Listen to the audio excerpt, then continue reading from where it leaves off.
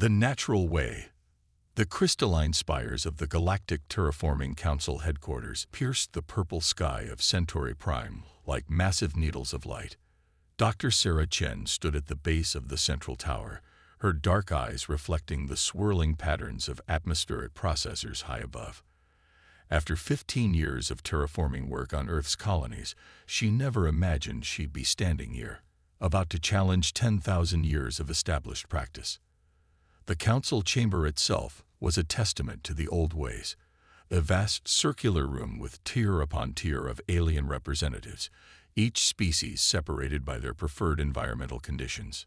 Some sat in pressurized chambers filled with methane, others floated in anti-gravity pods, while still others merged their consciousness with bioorganic interfaces.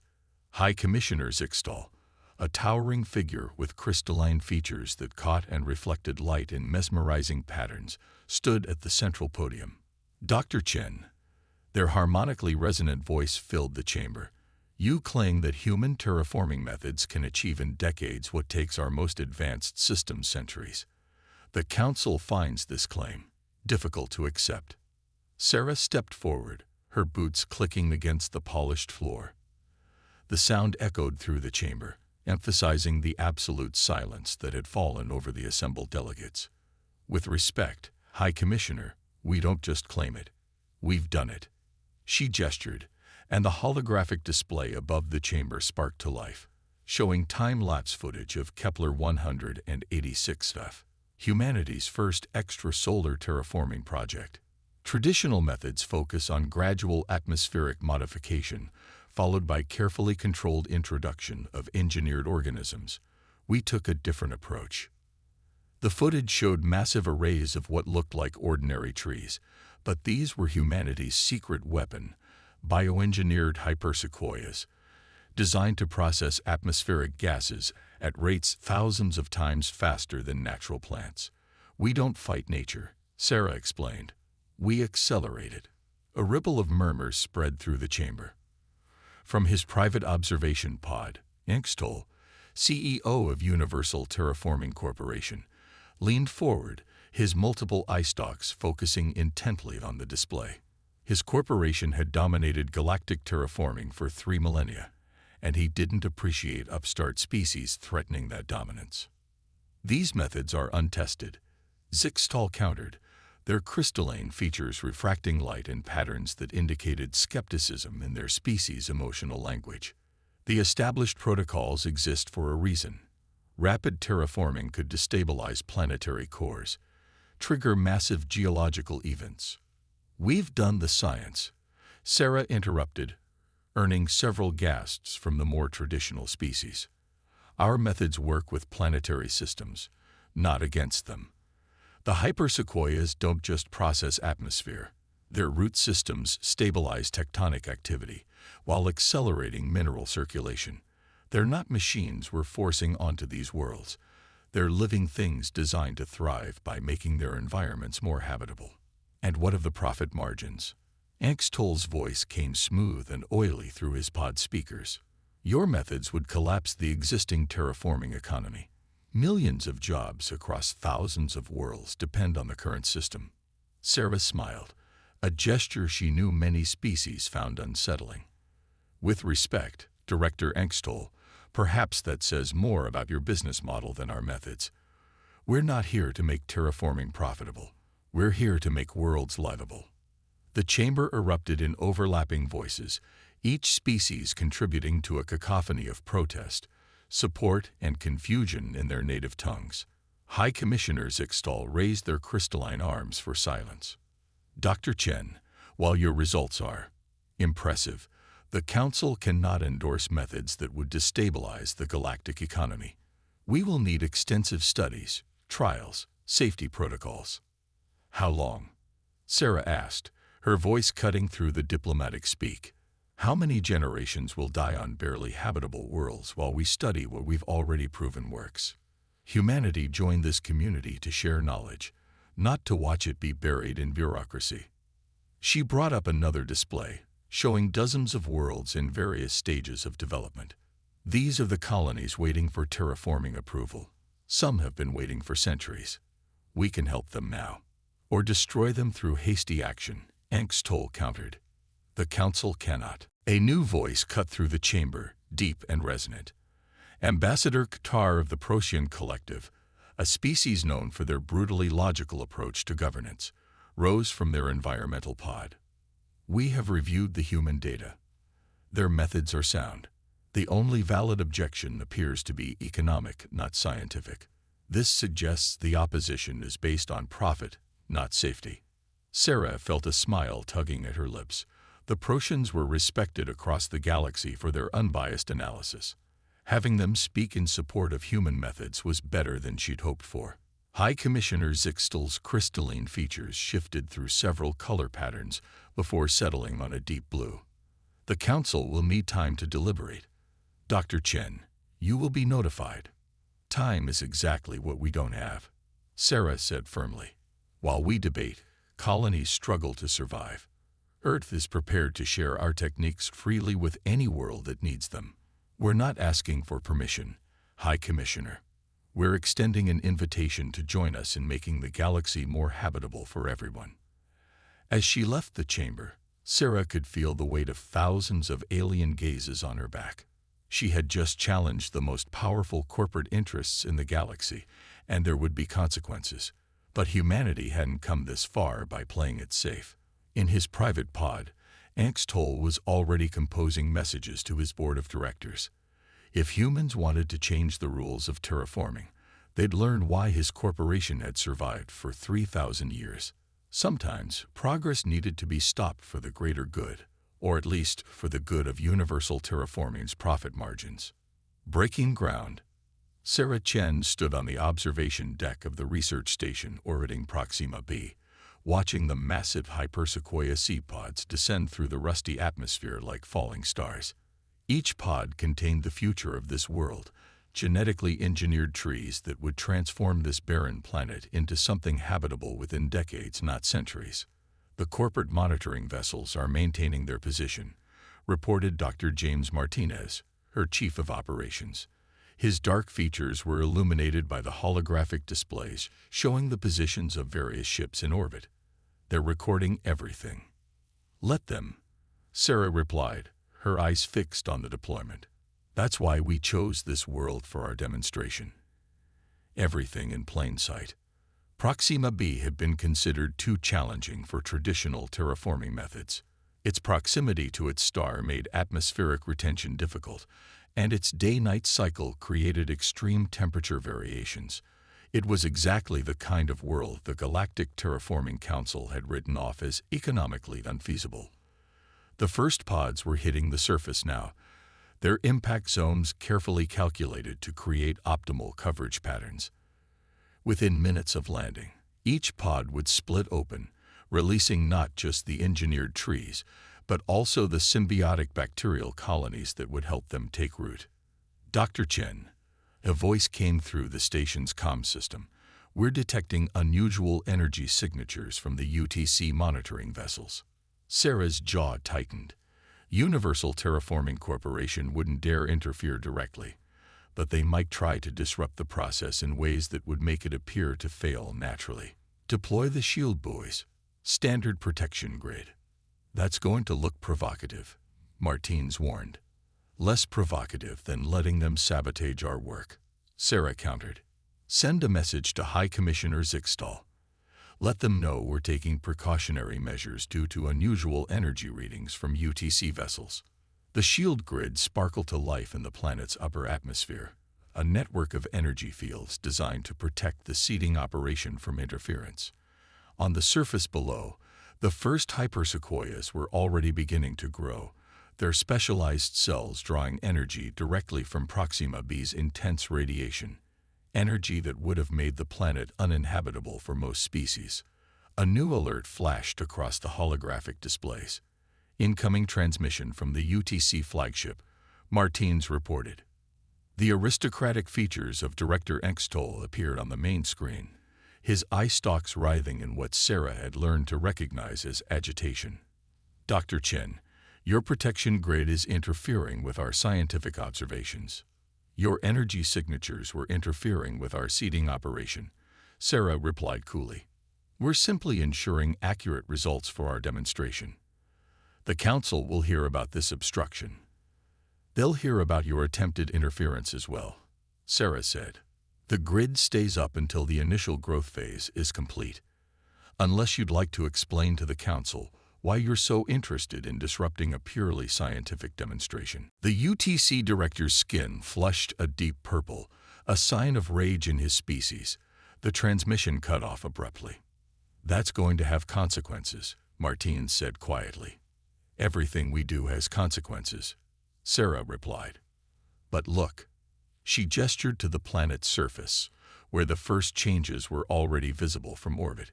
Vast patches of engineered plant life were spreading across the rusty landscape, their specialized biology already beginning the process of atmospheric transformation. "First atmospheric readings coming in," announced Dr. Yuki Tanaka from her monitoring station. "Oxygen production is at 127% of projected levels. The hypersequoias are exceeding expectations." Sarah allowed herself a small smile. "Send that data to the Council, and to every colonial world waiting for terraforming approval. Let them see what's possible." A week later, the results were undeniable. Proxima B's atmosphere was already showing measurable changes, and the hypersequoia forests had established themselves across 20% of the planet's habitable zones. What should have taken decades under traditional methods was happening in days. But success brought its own problems. UTC's stock prices were plummeting as colonial worlds began canceling their traditional terraforming contracts. The corporation's lobbying arm was working overtime, spreading rumors about the dangers of untested human methods. Sarah was reviewing the latest atmospheric data when Martinez burst into her office. "We've got a problem. The Council's just issued an emergency order. They're claiming our methods violate 17 different terraforming protocols. They're demanding we cease operations immediately." "On what grounds?"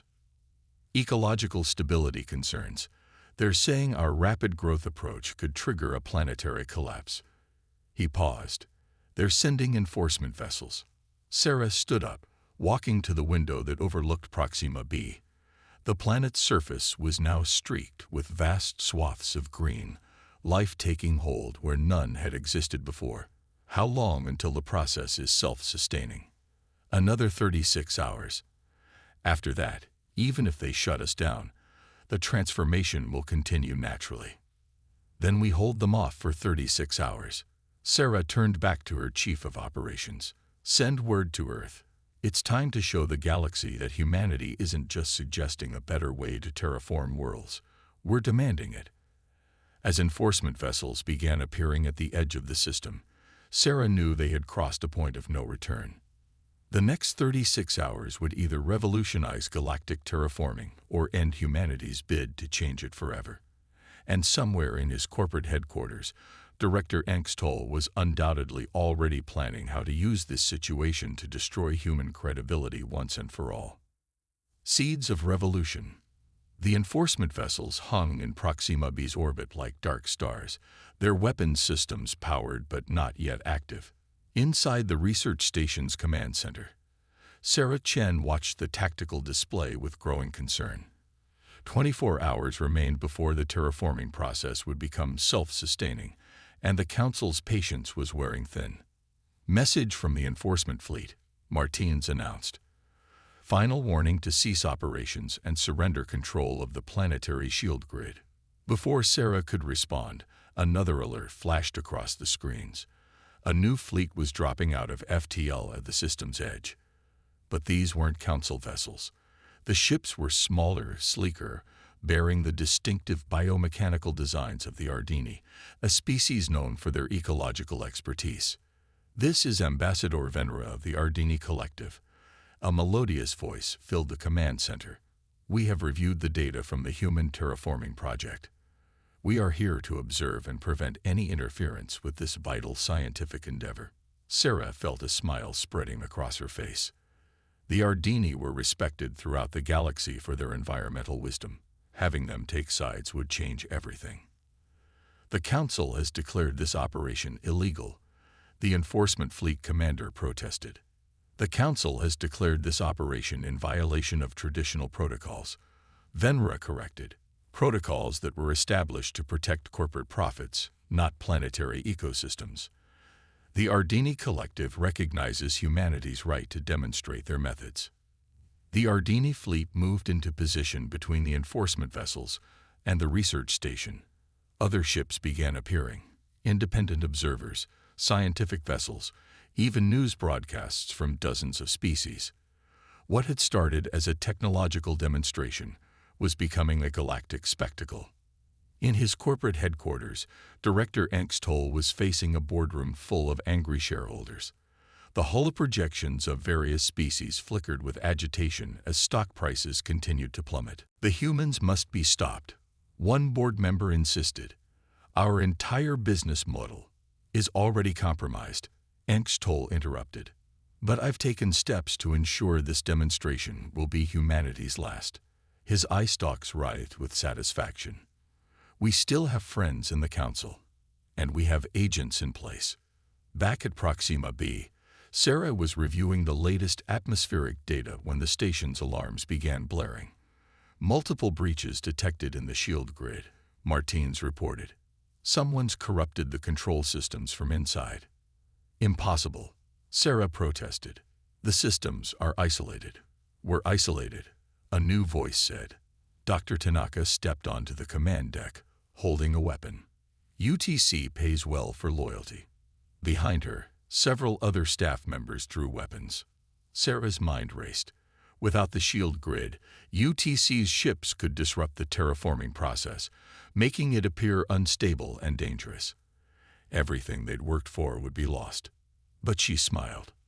What's so funny? Tanaka demanded. You really think we didn't plan for this? Sarah touched a control on her wrist device. Throughout the station, hidden panels slid open, revealing dozens of security drones. Humanity learned a long time ago not to trust too much in any one system or any one person. The security drones moved with precision, disarming the UTC agents before they could react. Outside, the compromised shield grid flickered and died, only to be replaced by a secondary network that sprang to life from hidden satellites. Backup grid online, Martinez announced with satisfaction. And I'm detecting multiple UTC vessels powering up weapons. They're showing their true colors now. The enforcement fleet commander's voice came through again, but this time with a different tone. UTC vessels, power down immediately. You are in violation of multiple council laws regarding corporate military action. The Ardini ships moved closer, their organic hulls pulsing with barely contained energy. We have recorded everything, Ambassador Venra announced. The Council will receive proof of UTC's attempted sabotage and military aggression. On worlds across the galaxy, the news was spreading. Footage of UTC's attempted interference, combined with the undeniable success of the human terraforming methods, was shifting public opinion.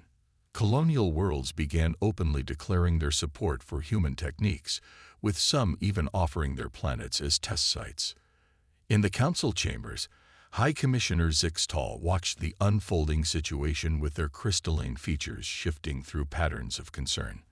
The careful balance of power they had maintained for centuries was crumbling, and UTC's desperate actions had only accelerated the process. The humans must be stopped. Engstol insisted through a private channel. The economic damage. The economic damage is done, Zixtal interrupted. Your corporation's actions have made that inevitable. The question now is whether the Council itself will survive this transformation. As the final hours of the demonstration ticked away, Sarah stood at the observation window, watching the surface of Proxima B transform. The hypersequoia forests now covered vast swaths of the planet, their specialized biology working in perfect harmony to create a sustainable ecosystem. Message from Earth, Martins reported. They're asking about our status. Sarah watched as another UTC vessel fled the system, its weapons unfired, its mission a failure. Tell them it's done. The process is self-sustaining, and we've proven our point. Now we just have to deal with the revolution we've started. Because that's what this was now, A revolution in how the galaxy approached terraforming, in how corporate power balanced against scientific progress, in how humanity would be viewed by the galactic community. And revolutions, once started, took on a life of their own. Corporate warfare. The emergency session of the Galactic Council was chaos. Representatives from hundreds of worlds crowded the chamber, their voices rising in a cacophony of different languages as they demanded action. At the center of it all, Sarah Chen stood calmly, facing down both her accusers and supporters. "The evidence is irrefutable," she declared, her voice cutting through the noise. "Universal Terraforming Corporation didn't just try to sabotage our demonstration. They've been deliberately slowing terraforming progress across the galaxy for centuries." The holographic displays above the chamber showed document after document, internal communications and financial records that painted a damning picture. UTC had been manipulating terraforming schedules, artificially inflating costs, and even causing deliberate failures to maintain their monopoly. Director Engstol's eye stalks writhed in fury. "These documents are forgeries. The humans are trying to." "The documents are genuine," interrupted Ambassador Qatar of the Procyon Collective. "Our cryptographic analysis confirms their authenticity. They were extracted from UTC's own quantum databases during the attempted sabotage of the Proxima b project." High Commissioner Zixtel's crystalline form shimmered with patterns of distress. "If these allegations are true, the implications for the Council itself are devastating." Sarah finished. "How many Council members have received consulting fees from UTC over the centuries? How many worlds were denied terraforming approval because they couldn't pay UTC's inflated prices?" The chamber erupted again, but this time the anger was directed at UTC and its supporters. Species that had waited generations for terraforming approval were discovering that their worlds had been deemed technically unfeasible simply because they couldn't afford UTC's rates. In orbit above Proxima b, Dr. Martinez was coordinating with the growing fleet of independent vessels arriving to study the human terraforming methods. The planet's transformation was proceeding faster than even their most optimistic projections, with the hypersequoia forests now covering nearly 60% of the surface. New atmospheric readings coming in, a young scientist reported. "Oxygen levels are stabilizing at target ranges. We're seeing the first signs of natural weather patterns forming." Martinez nodded with satisfaction. "Send the data to every scientific institution in the galaxy. Let them verify our results independently." Back in the council chamber, Engstol was making his final play. "Even if these allegations were true, and I categorically deny them, the fact remains that rapid terraforming poses unprecedented risks. The human methods have been verified by both the Ardini Collective and the Procyon scientists." Ambassador Venera interrupted, their bioluminescent form pulsing with intensity. "Their approach doesn't just work. It's superior to traditional methods in every measurable way." "Superior technically, perhaps," Engstol countered. "But the economic disruption is exactly what the galaxy needs," Sarah declared. "For too long, we've allowed corporate interests to dictate the pace of terraforming. Worlds that could be transformed in years have waited centuries because it was more profitable to drag out the process." She gestured to the representatives of colonial worlds. "How many of your people have died waiting for UTC to declare your worlds economically viable for terraforming? How many generations have struggled to survive on barely habitable planets while UTC's shareholders grew rich?" The chamber fell silent as her words sank in. Even High Commissioner Zixtel's crystalline features had stopped their shifting patterns, frozen in a configuration that indicated deep thought. "What do you propose?" the commissioner asked finally. "A complete reorganization of galactic terraforming efforts," Sarah replied. "Earth is willing to share our methods freely with any world that needs them. We'll train your scientists, provide the necessary technology. You'll destroy an industry that has existed for millennia." Engstol shouted. "We'll transform it into something better," Sarah corrected. "UTC can adapt." Director Engstol, "Your corporation has the infrastructure, the experience. You could be part of this change instead of fighting it. Before Engstol could respond, new alerts flashed across the chamber's displays. UTC vessels were powering up weapons systems near multiple terraforming projects across the galaxy. A final warning, Engstol declared, his voice cold. Cease this attack on our industry, or... The threat died in his throat as hundreds of ships suddenly dropped out of FTL around UTC's vessels. Ships from the Ardini, the Proteans, and dozens of other species that had seen the truth in humanity's methods. Or what? Sarah asked quietly. Will you fire on peaceful terraforming projects while the galaxy watches? Will you prove every accusation we've made about your corporation's disregard for life and progress? Engstol's eye stalks drooped in defeat. On screens across the galaxy, UTC vessels were powering down their weapons, their crews refusing to fire on civilian scientists. The revolution wasn't just succeeding. It was already over. The old way of terraforming worlds was ending, not with a battle, but with the simple triumph of a better idea. In the council chamber, High Commissioner Zixtol rose to their full height. The council recognizes that changes must be made. A committee will be formed to oversee the transition. No more committees, Sarah interrupted. No more delays. The technology exists. The proof is visible from orbit around Proxima b. It's time for action, not discussion. And across the galaxy, on countless worlds that had waited too long for change, people of all species looked up at their skies and dared to hope that their children might breathe free air sooner than they had ever dreamed possible. New Earth. 5 years after the Proxima b demonstration, Sarah Chen stood on the surface of a world that should have been impossible. The air was sweet and clean, filtered through vast forests of hypersequoia trees that stretched to the horizon. Above her, the binary stars of the Centauri system painted the sky in shades of gold and crimson. Hard to believe this was a toxic wasteland half a decade ago, Martine said, standing beside her. He'd aged in the years since their revolution began, but his eyes still held the same excitement for each new success.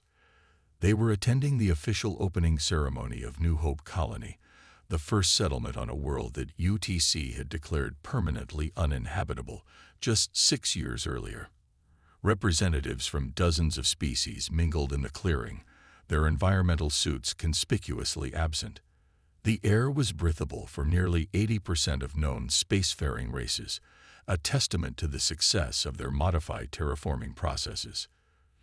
Director Engstol's shuttle is on final approach, an aide reported. Sarah nodded. The former UTC executive had survived his corporation's transformation, though not without significant changes. Under new leadership, and with considerable pressure from both the council and its shareholders, UTC had reinvented itself as a leader in implementing human terraforming methods. The shuttle landed gracefully, its organic hull a sign of Ardini influence on modern ship design. Engstol emerged, his eye stalks moving with the careful dignity that had replaced their former arrogant writhing. Dr. Chen, he greeted her. The board sends its congratulations on another successful implementation. Your engineers contributed significantly to this project, Sarah acknowledged. The integration of UTC's centuries of experience with human innovation had produced results that exceeded even her optimistic projections. Above them, the atmosphere processors, a hybrid of human and Ardini technology, created beautiful auroral patterns in the upper atmosphere. They weren't strictly necessary anymore. The hypersequoia forests maintained atmospheric balance naturally now. But they served as a reminder of how far they'd come and how different species could work together to achieve the impossible. High Commissioner Zixtol materialized next to them, their crystalline form refracting the binary starlight in complex patterns. The Council's annual terraforming report is complete, they announced. Over 300 worlds have been successfully transformed in the past 5 years. Another 1,000 are in various stages of the process. And the economic impact? Engstol asked, a hint of his old concern in his voice. Better than projected, the commissioner replied. While traditional terraforming corporations had to adapt, The increased speed of planetary transformation has led to an economic boom across the galaxy. New colonies mean new markets, new resources, new opportunities. Sarah watched as a group of children from different species played near the edge of the forest. They were using the massive roots of a hypersequoia as a natural playground, their laughter mixing with the sound of wind through the engineered leaves. "We're ready for the ceremony," Martins announced. The gathered representatives moved toward a central platform. Sarah took her place at the podium, looking out over the assembled crowd. Humans stood alongside aliens of all descriptions, united in their achievement. 5 years ago, she began, we challenged the assumption that progress had to be slow, that transformation had to be expensive, that some worlds were beyond hope. We proved that when we work together, combining human innovation with alien wisdom, corporate experience with scientific advancement, nothing is impossible. She gestured to the thriving ecosystem around them. This world was dead. UTC's own surveys declared it would take 10,000 years to terraform using traditional methods. Today, children play in its forests. Tomorrow, it will be home to millions. But our work isn't finished. There are still worlds waiting for transformation, species looking for new homes, challenges we haven't yet overcome. The difference is, we now face these challenges together. As if to emphasize her point, a flock of engineered birds, created through a collaboration between human geneticists and Ardini life shapers, soared overhead, their calls echoing across the valley. "This is what humanity brought to the galaxy," she continued. "Not just new technology or faster methods, but a reminder that the impossible becomes possible when we refuse to accept artificial limitations." The ceremony concluded with representatives from 12 different species planting a new hypersequoia together, a symbolic gesture that had become tradition on newly terraformed worlds, as the engineered seed took root in soil that had been dead for millennia. Sarah felt a deep sense of satisfaction. In the years that followed, the galaxy would continue to change. The term terraforming itself would evolve, as different species contributed their own innovations to the process. But the fundamental lesson humanity had taught the galaxy remained. Progress didn't have to be slow to be safe, and profit didn't have to come at the expense of life. As the binary stars set on New Hope Colony, painting the sky in impossible colors, Sarah Chen watched the next generation of terraformers, human and alien alike, preparing to transform yet another world. The revolution they'd started would continue long after they were gone, spreading life and hope across the galaxy, one world at a time. Because that was humanity's greatest gift to the stars. Not the technology itself, but the audacity to imagine a better way and the determination to make it reality.